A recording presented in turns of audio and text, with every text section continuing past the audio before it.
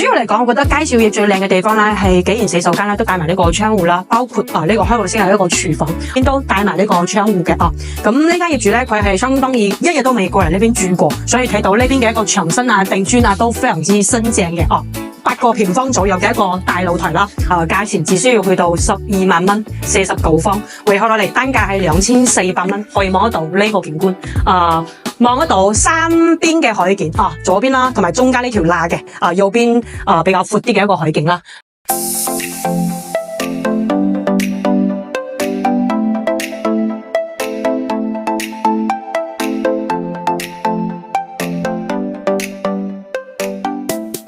Hello， 大家好，我係實力人丹丹啦。今期視頻嚟到佳兆業嘅山海灣啦，2號樓嘅一個樓盤咁2座呢邊嘅話，佢都係一個現樓嘅一個交付嘅，相當係業主買咗咧，佢係冇任何欠款，全新吉屋嘅一個出售狀態背山面海啦咁呢間業主嘅話，佢係買咗2間單位03同埋02嘅一個相連單位，都係一樣嘅一個面積嘅49方嘅一個單房從入戶開始嘅話，開發商係做咗一個乾濕分離嘅一個洗手間我哋未通電，我打開電俾你哋睇下，未通電，因為咧業主未過嚟呢邊住，佢將電掣全部關住咗。主要嚟講，我覺得佳兆業最靚嘅地方咧，係既然洗手間咧都帶埋呢個窗戶啦，包括呢個開放式係一個廚房開放式廚房呢邊都帶埋呢個窗戶嘅咁呢間業主咧，佢係相當於一日都未過嚟呢邊住過，所以睇到呢邊嘅一個牆身啊、地磚啊都非常之新淨嘅2號樓呢邊嘅話，佢係從19年開發咁都係2021年嘅一個交樓時間啦都已經過咗有一個5年嘅時間啦咁房屋嘅狀態嚟講維護得係 OK 嘅同埋啦，開發商當其時咧，佢都送埋一個衣櫃俾到嘅業主嘅咁業主呢邊咧，佢全屋未過嚟呢邊住過啦牆身呢邊都係已經係做好咗嘅，開發商嘅一個交標啦咁露台呢邊嘅話，佢非常之闊綽客廳呢邊開間佢係有3米8嘅，露台呢邊都有8個平方左右嘅一個大露台啦帶埋呢個美的嘅一個熱水器咧都係開發商嘅一個交標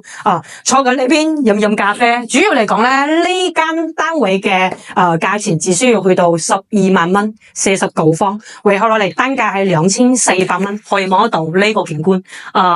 望得到三邊嘅海景左邊啦，同埋中間呢條罅嘅右邊比較闊啲嘅一個海景啦。前面係海灣大橋咁樓下嘅話係佳兆業嘅一個入口啦，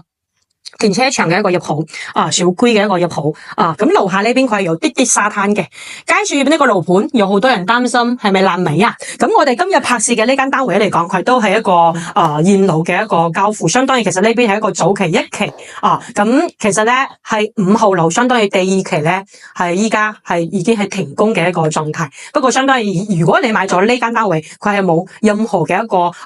交唔到路嘅呢個風險問題，因為已經全部搞掂咗啦咁其實樓下呢邊嘅話，佢望得到一啲啲沙灘呢邊係一個啲啲嘅一個沙灘，同埋右邊都有一個合正東部灣嘅一個遊艇碼頭啦小區嘅一個園林綠化。始終嚟講咧，佳兆業佢係在十里銀灘嘅一個側邊位，佢嘅一個配套設施嚟講咧係冇咁成熟嘅。咁樓下簡單嚟講，如果係便利店，可能只有1-2間；餐廳嘅話都係只有1-2間。咁基本嚟講嘅話，係小區嘅一個綠道啦、園林啦，同埋咧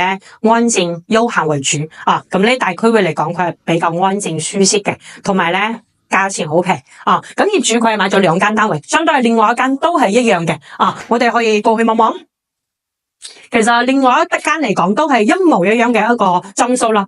咁其實咧03同埋02中間因為間咗一個位置，可能唔係話非常之近嘅一個距離啦，佢唔係話係01同埋02，不過其實都 OK 嘅咁其實對面望嗰度有一個業主入住咁呢間咧都係同頭先我哋介紹嘅一個49方總價12萬蚊一模一樣同埋開發商呢邊嘅話，佢靚啲嘅地方係既然帶埋呢個冷氣機送俾業主咁後期你買咗之後，其實一樣可以使用嘅景觀都係一樣嘅攝影師可以拍攝一下俾到大家睇睇，俾到大家望望，可以望得到對面嘅一個蒜寮灣啦不過我哋呢邊係唔需要過呢個海灣大橋啦。交通嚟講嘅話